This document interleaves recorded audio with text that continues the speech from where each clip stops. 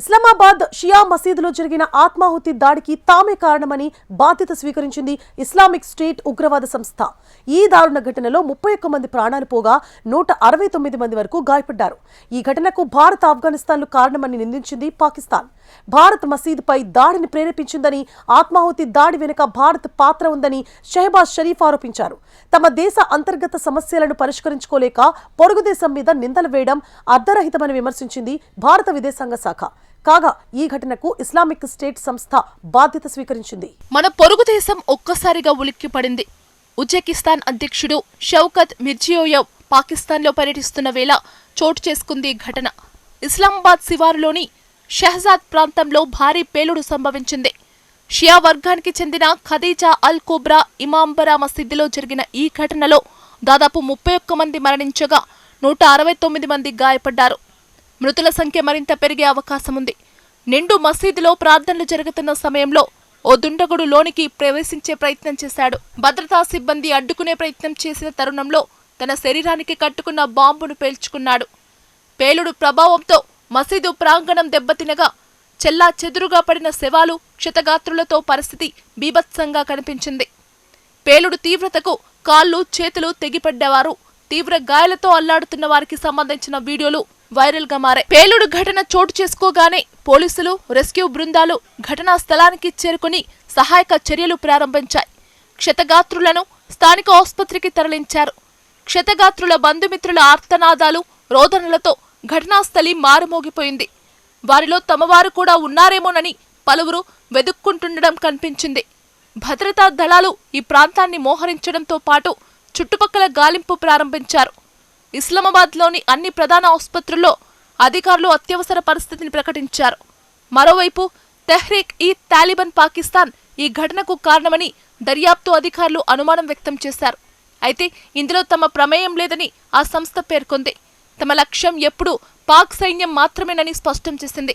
కాగా కొద్ది గంటల తర్వాత ఈ దాడికి తామే కారణమని ఇస్లామిక్ స్టేట్ ఉగ్రవాద సంస్థ ప్రకటించింది. ఇస్లామాబాద్ మసీదులో జరిగిన దాడిని పాకిస్తాన్ అధ్యక్షుడు ఆసిఫ్ అలీ జర్దారీ, ప్రధాని షెహబాజ్ షరీఫ్ తీవ్రంగా ఖండించారు. ఇంతలోనే భారత్ మీద కారు కూతలు కూశారు. ఈ దాడిని భారత్ ప్రేరేపించిందని ఆరోపిస్తూ షెహబాజ్ షరీఫ్ తీవ్ర వ్యాఖ్యలు చేశారు. ఆత్మాహుతి దాడి వెనుక భారత్ పాత్ర ఉందని ఆరోపించారు. అలాగే ఈ దాడికి ఆఫ్ఘనిస్తాన్తో సంబంధాలు ఉన్నాయని రక్షణ మంత్రి ఖవాజా ఆసిఫ్ మరో ఆరోపణ చేశారు. పాకిస్తాన్ చేస్తున్న ఆరోపణలను భారత విదేశాంగ మంత్రిత్వ శాఖ తిప్పికొట్టింది. వారి దేశంలోని అంతర్గత సమస్యలను పరిష్కరించుకోలేక భారత్పై నెపం నెట్టడం పసలేని చర్యగా అభివర్ణించింది. ఇలాంటి ఆరోపణలు అర్ధరహితమని పేర్కొంది. తమ స్వయంకృత అపరాధాలకు ఇతరులను నిందిస్తూ భ్రమంలో బతకడం దురదృష్టకరం. పాక్ చేస్తున్న ఇలాంటి ఆరోపణలను భారత్ ఖండిస్తోంది. ఇవి ఎంత ఆధారరహితమైనవో అంత అర్ధరహితమైనవి కూడా. పాకిస్తాన్ కొంతకాలంగా ఆత్మాహుతి దాడులతో అతలాకుతలమవుతుంది. ఇస్లామాబాద్తో గత 6 నెలల్లో ఇది 2వ ఆత్మాహుతి దాడి. గత నవంబర్లో ఒక వ్యక్తి ఏకంగా కోర్టు కాంప్లెక్స్లోనే కారులో తనను తాను పేల్చుకున్నాడు. ఆ ఘటనలో 12 మందికి పైగా మరణించారు. అంతకుముందు 2008 సెప్టెంబర్లో ఇస్లామాబాద్లోని మారియట్ హోటల్లో జరిగిన ఆత్మాహుతి దాడి 63 మందిని బలిగొంది. మరోవైపు స్వతంత్ర బలూచిస్తాన్ డిమాండ్తో ఆ ప్రావిన్స్లో బలూచిస్తాన్ లిబరేషన్ నిరంతరం పాకిస్తాన్ సైనికులపై దాడులకు దిగుతోంది. ఆ క్రమంలో ఇటీవల జరిపిన ఆత్మాహుతి దాడుల్లో భారీ సంఖ్యలో సైనికులు మృత్యువాత పడటం తెలిసిందే. సైన్యం ప్రతీకార దాడుల్లో బలోచి సాయుధాలు కూడా 100ల్లో మరణించారు. ఈ నేపథ్యంలో తమ ఆపరేషన్ హెయిర్ ఆఫ్ 2 విజయవంతంగా ముగిసిందని బలూచ్ లిబరేషన్ ఆర్మీ ప్రకటించింది.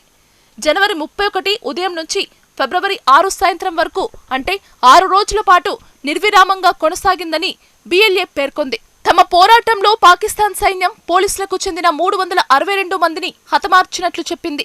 17 మంది సైనికులను బందీలుగా పట్టుకోగా అందులో బలూచ్ జాతీయులైన 10 మందిని హెచ్చరించి వదిలేశామని, మిగిలిన 7గురికి యుద్ధ నేరాల కింద శిక్ష విధిస్తామని ప్రకటించింది.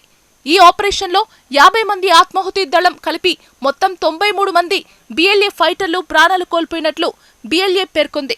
బలూచిస్తాన్లోని 14 ప్రధాన నగరాల్లోని సైనిక స్థావరాలను ధ్వంసం చేసి ఆయుధ సామగ్రిని స్వాధీనం చేసుకున్నట్లు వెల్లడించింది. బలూచ్ పోరాటాన్ని ఉగ్రవాదంతో పోల్చవద్దని, ఇది స్వేచ్ఛ, హక్కుల కోసం జరుగుతున్న రాజకీయ పోరాటమని స్పష్టం చేసింది. ఇందులో కేవలం యోధులే కాకుండా ప్రొఫెసర్లు, లాయర్లు, డాక్టర్లు, విద్యావంతులు భాగస్వాములుగా ఉన్నారని పేర్కొంది. బలూచిస్తాన్లో పాకిస్తాన్ సైన్యం చేస్తున్న ఆకృత్యాలను గుర్తించాలని అంతర్జాతీయ మానవ హక్కుల సంస్థలను BLA ప్రతినిధి జియాంద్ బలూచ్ కోరారు.